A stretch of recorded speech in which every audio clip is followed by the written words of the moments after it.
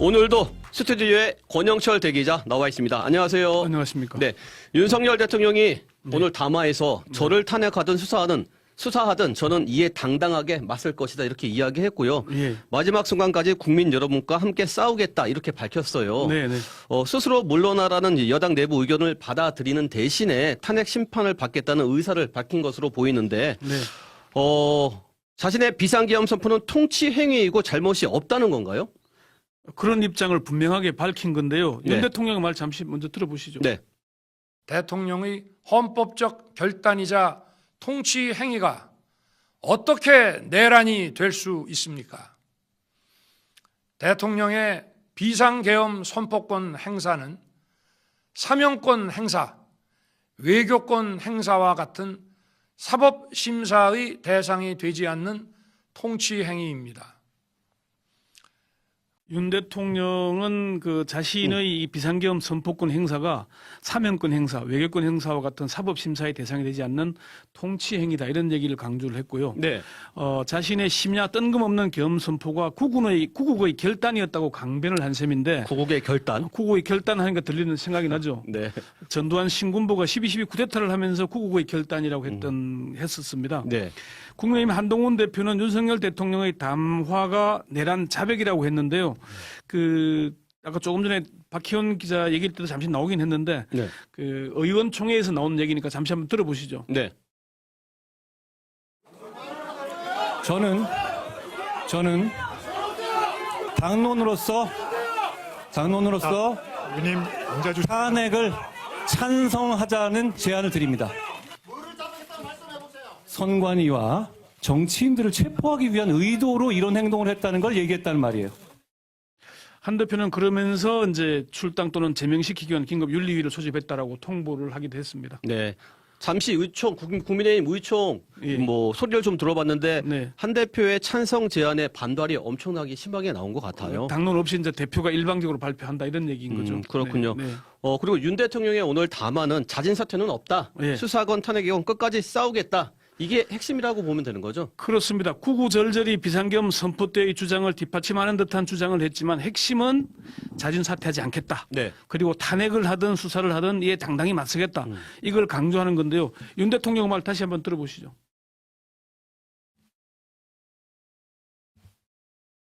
대통령의 헌법적 결단이자 통치 행위가 어떻게 내란이 될 수 있습니까? 대통령의 비상계엄 선포권 행사는 사명권 행사, 외교권 행사와 같은 사법심사의 대상이 되지 않는 통치 행위입니다. 윤 대통령은 자리 보존 생각만 있었다면 국헌 문란 세력과 구태여 맞서 싸울 일도 없었고 이번과 같이 비상계엄을 선포하는 일은 더더욱 없었을 것이라고 강변했습니다. 네. 그러나 윤 대통령이 임기나 자리 보존에 연연하지 않는다고 하면서 끝까지 싸우겠다고 하는 건 모순되는 발언 아니겠습니까? 그렇네요. 예. 권영철 대기자, 네. 잠시 후에 다시 한번 이야기 나눠보도록 하겠습니다. 권 기자, 네. 윤석열 대통령이 오늘 담화를 통해서 네. 자진 사퇴 요구를 사실상 거부하고 탄핵 심판을 받겠다고 한 것 같은데 네. 어떤 의도일까요? 윤 대통령을 잘 아는 법조인들에게 왜 이런 선택을 하는 것일까 물어봤어요. 네. 그랬더니 대략 한 4가지 정도 이유로 분석이 됩니다. 네 가지요. 예. 첫 번째는요. 탄핵이 기각될 가능성에 기대를 걸기 때문 아니겠냐는 분석입니다. 헌법재판소는 9명의 재판관 중 지금 6명만 있습니다. 네. 6명만으로 심리를 하고 결정을 할 경우에는 한 명이라도 반대한다면 탄핵이 기각됩니다. 실제로 정형식 재판관이 보수 성향이 강하다는 평가이고 얼마 전 그 처형인 박선영 전 의원을 진실하위원회 위원장으로 임명했지 않습니까? 맞아요. 이런 걸 감안했다. 이런 정치권의 주장이 나오기도 했고요. 변수는 국회에서 3명의 후보를 추천해 곧 청문회와 국회 임명 동의 절차를 거치면은 9명의 완전체가 되는데 그때의 판단은 또 상황에 따라 좀 달라지겠죠. 네. 박근혜 전 대통령이 사퇴하지 않고 끝까지 헌법재판소의 결정을 기다렸다가 파면된 건 재판관의 성향 분석에서 보수 성향이 다수니까 네. 유리할 거다, 5대 4다, 이런 얘기가 있었거든요. 그래서 끝까지 사퇴하지 않았는데 윤 대통령도 그런 판단을 하고 있는 것 아니냐 그런 분석인 겁니다. 그렇군요. 이게 첫 번째 이유고 예. 두 번째는 뭡니까? 시간을 좀 끌어보자는 걸로 시간을 끌어보자. 예. 윤 대통령이 김홍일 전 방통위원장 등 호화 변호인단을 꾸릴 준비를 하고 있다는 얘기가 나오지 않습니까? 맞아요. 호화 변호인단의 역할이 무엇일까요? 내용도 내용이지만 절차를 따지는 겁니다. 네. 민주주의나 재판은 절차가 중요합니다. 고검장 출신의 한 중견 변호사는 윤 대통령이 호화 변호인단을 꾸려 치열하고 치밀하게 다툴 것이라면서 네. 법률적 쟁점이 많을수록 재판, 헌재 심판 기간이 늘어날 것으로 예상을 했습니다. 박근혜 전 대통령의 경우에 국회의 탄핵 소추 후 3개월 만에 탄핵 심판 결정이 내려졌습니다. 그렇지만 윤 대통령의 경우에는 더 길어질 수도 있다는 얘기인 겁니다. 네. 지금 헌재의 심판 기간이 길어지면 무슨 일이 일어날 수 있을까요? 그러니까 어떤 일이 일어날 수 있을까요? 지금 탄핵 심판 기한이 최장 180일인데 6개월. 거기까지 차면 어떤 일이 일어날 수 있을까요? 시계를 2016년 17년으로 돌려보면요. 네. 국회의 탄핵 소추 의결은 2016년 12월 9일에 이루어졌고 헌법재판소 탄핵 심판은 2017년 3월 10일 결정됐습니다. 네. 3개월 하루가 걸렸죠. 네. 중간인 2017년 1월 31일에 박한철 헌재소장이 임기 만료로 퇴임을 했습니다. 아, 맞아요. 예, 탄핵 소추안이 의결될 당시에는 헌법재판관이 9명이었지만 심판이 결정될 때는 8명이었습니다. 맞아요. 이정미 재판관의 임기 만료가 3월 13일이었는데 네. 사흘 전에 심판이 결정된 겁니다. 7명이 될 수도 있었네요. 지금 헌법재판관은 9명 중 6명이지 않습니까? 네. 국회에서 연말까지 청문회와 국회 임명 동의 표결을 마친다고 하니까 곧 9명의 완전체가 될 가능성이 있습니다만은 앞서 말씀드린 대로 심판기간이 길어진다면 문제가 발생할 수도 있습니다. 네. 지금 헌법재판관 중 헌재소장 권한대행인 문형배 재판관과 이미선 재판관이 내년 4월 18일로 퇴임합니다. 내년 4월 18일이요. 예. 두 재판관은 문재인 대통령이 지명한 거거든요. 네. 국회 추천이나 대법원장 추천의 경우 대통령 권한대행이 임명할 수 있다는 거지만은 대통령 지명의 경우에는 직무대행이 지명할 수는 없다는 얘기거든요.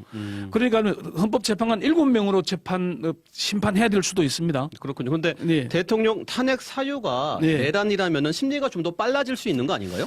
그건 그렇습니다. 전직 헌법재판관은 구속된 상태에서 탄핵 심판을 하게 되면 길어야 2달, 빠르면 50일 이내에 할 수도 있을 거라고 전망을 했습니다. 네. 구속 기간도 있고 하니까 최대한 빨리 하지 않겠냐 이렇게 전망을 했는데 다만 국회가 윤 대통령의 탄핵 사유를 내란이라는 간단 명료한 사유로 한정하지 않고 다른 잘못들까지 묶어서 제출할 경우에 심판 기간이 한없이 길어질 수도 있다는 우려가 나옵니다. 네. 한 중견 법조인은 헌법재판관 성향이 보수 또는 중도 보수 성향이 많기 때문에 탄핵 사유가 많고 복잡할수록 절차를 길게 가져갈 수도 있을 거다.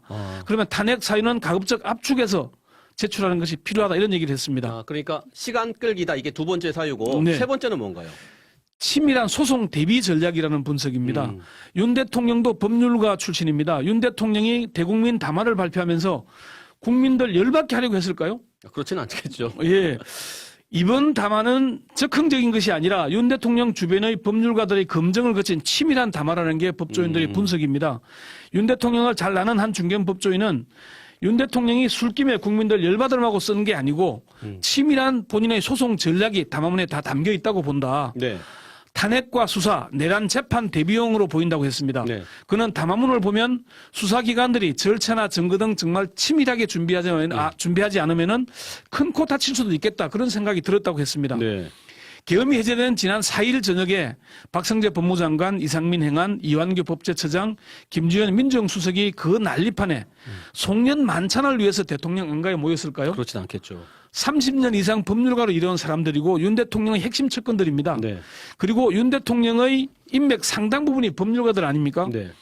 윤 대통령이 담화문에 대통령의 법적 권한으로 행사한 비상계엄 조치는 대통령의 고도의 정치적 판단이고 오로지 국회의 해제 요구만으로 통제될 수 있는 것이라면서 이것이 사법부의 판례와 헌법학계의 다수 의견임을 많은 분들이 알고 있다는 얘기를 했어요. 네. 또 그 뒤에 언급도 우리 헌법과 법 체계를 심각하게 빠뜨릴 것이라는 헌법학자와 법률가들의 지적이 있다는 말도 했어요. 네. 이게 앞으로 치밀한 치열한 법적 전략이다. 네, 그렇게 보는 겁니다. 여기까지가 세 번째 이유고 네 번째 마지막은 뭡니까? 네 번째는 물타기가 아닌가 하는 분석입니다. 물타기요. 윤 대통령의 비상계엄 선포문에서 봤겠지만은 오늘 담화문에서도 야당 탓을 줄줄이 늘어놓는 대목들이 많습니다. 대신 대선 불복 프레임에서부터 공직자 탄핵 소추, 선관위 문제, 중국 관련 등등 나열하기 어려울 정도로 야당 탓을 많이 했습니다. 네. 이런 걸 나열하는 이유가 뭐겠습니까? 국민을 진영으로 나눠서 국론을 분열시키고 박근혜 전 대통령 탄핵 때 태극기 세력 같은 지지 세력을 결집시키는 의도 아니겠냐는 분석입니다. 네네. 법조인들도 윤 대통령 자신의 잘못은 없고 오로지 야당 탓, 민주당 이재명 대표 탓으로 돌려 자신이 꾸민 친위 구태타 내란을 물타기 하려는 의도로 보인다고 말합니다. 공안검사 출신으로 윤 대통령과 비슷한 시기에 검찰에 근무했던 한 중견 변호사는 선거 부정 얘기를 하기에 대선과 지방선거에서 이긴 것도 부정선거냐라고 물었더니 만박으로 이길 걸 겨우 이겼다라고 답변했다는 겁니다. 네네. 선관위의 잘못이 있으면 수사를 할 듯이 그게 군대를 보낼 일은 아니지 않습니까? 그렇죠. 결국은 물타기를 통해 비상계엄을 통해서 야당 탓으로 돌리고 지지 세력을 결집해서 끝까지 버티겠다는 의도가 아니겠냐 그렇게 분석을 합니다. 법조계 일각에서는 내란을 인정하고 자진 사퇴하면 후일 사면 가능성이 낮아지지만 야당 탓으로 돌려서 진영 간 대결로 몰고 갈 경우에는 국민 화합 차원의 조기 사면이 가당하는 걸 염두에 두지 않겠냐 그런 분석도 있습니다.